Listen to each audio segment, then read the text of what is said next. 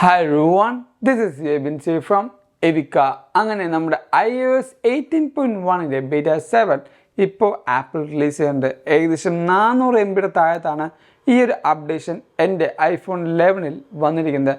മിക്കവാറും എല്ലാ ഡിവൈസിലും ഒരു 600-700 MB ഉള്ളിൽ തന്നെയായിരിക്കും ഈ ഒരു അപ്ഡേഷനും വരാനുള്ള ചാൻസ്. ഈ അപ്ഡേഷനിൽ കുറേയധികം പുതിയ മാറ്റങ്ങളൊന്നുമല്ല ആപ്പിൾ കൊണ്ടുവന്നിരിക്കുന്നത്.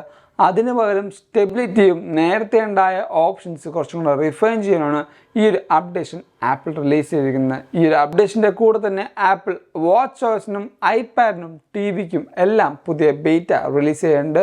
ഇപ്പോൾ മാക്ബുക്കിന് മാത്രമാണ് ഒരു ബീറ്റ റിലീസ് ചെയ്യാത്തത്. സോ ഈ ഒരു അപ്ഡേഷൻ്റെ വിശേഷങ്ങൾ പറയുന്നത് തൊട്ട് മുമ്പായിട്ട് എന്തായാലും നമ്മുടെ ചാനൽ സബ്സ്ക്രൈബ് ചെയ്യുക. എന്നാൽ മാത്രമാണ് ഇതേപോലുള്ള പുതിയ പുതിയ ഫീച്ചേഴ്സ് വരുമ്പോൾ നിങ്ങൾക്ക് കറക്റ്റായിട്ട് അറിയാൻ പറ്റുള്ളൂ.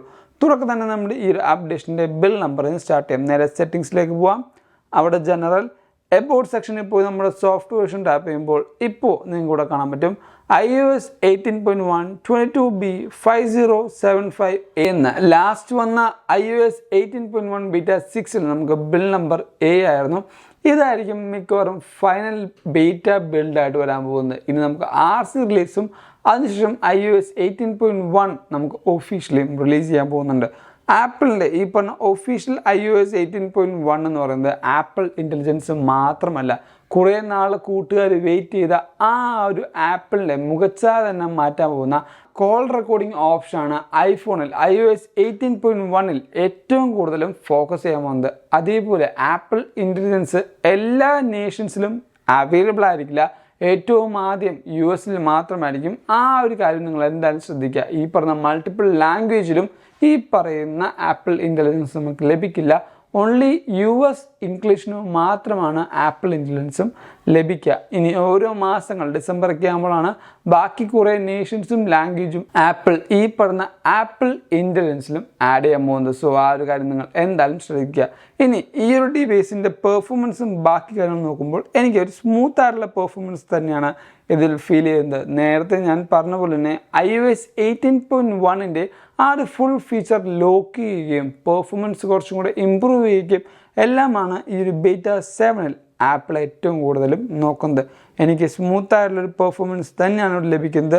ആപ്പ് ലോഞ്ചിങ്ങും ബാക്കി എല്ലാ കാര്യങ്ങളും അത്യാവശ്യം നല്ല ഫാസ്റ്റായിട്ട് തന്നെ എനിക്കിവിടെ ആക്സസ് ചെയ്യാൻ പറ്റുന്നത്. ക്യാമറ എടുക്കാം, അത്യാവശ്യം ഫാസ്റ്റായിട്ട് തന്നെ ലോഡാവുന്നത്.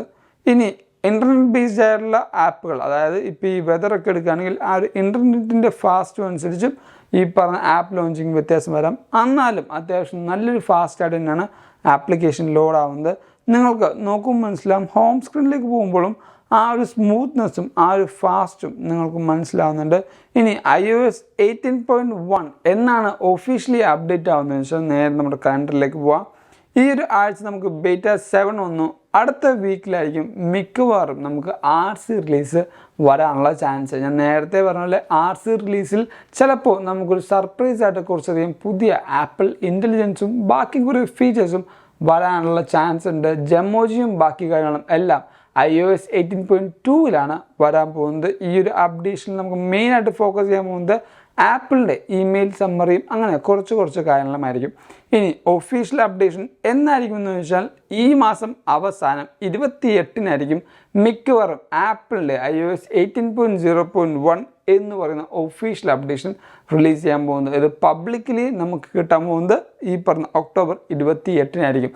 സോ ഇതൊക്കെയാണ് നമ്മുടെ പ്രഡിക്ഷൻസും ബാക്കി കാര്യങ്ങളും എന്ന് പറയുന്നത്. iOS 18.1-ൽ കുറേയധികം പുതിയ ഫീച്ചേഴ്സും വരുന്നുണ്ട്. അത് ആപ്പിൾ ഇൻ്റലിജൻസും മാത്രമല്ല, നോൺ പ്രോ ആയ സീരീസും ഓൾഡർ ഡിവൈസുകൾക്കും കുറേയധികം പുതിയ ഫീച്ചേഴ്സും വരുന്നുണ്ട്. സോ ഇതെല്ലാം മനസ്സിലാക്കാനും അറിയാനും നമ്മുടെ ചാനൽ എന്തായാലും സബ്സ്ക്രൈബ് ചെയ്യുക.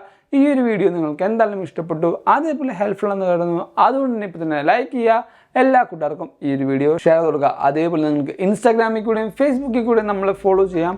നമ്മൾ അതിലും കുറേയധികം കോണ്ടൻസുകൾ റിലീസ് ചെയ്യുന്നുണ്ട്. സോ എന്തായാലും അവിടെ ഫോളോ ചെയ്യുക. ലിങ്ക് ഞാൻ നമ്മുടെ ഡിസ്ക്രിപ്ഷൻ ബോക്സിൽ കൊടുത്തിട്ടുണ്ട്. And thank you so much for watching this video. This is Acer signing from eywkaa.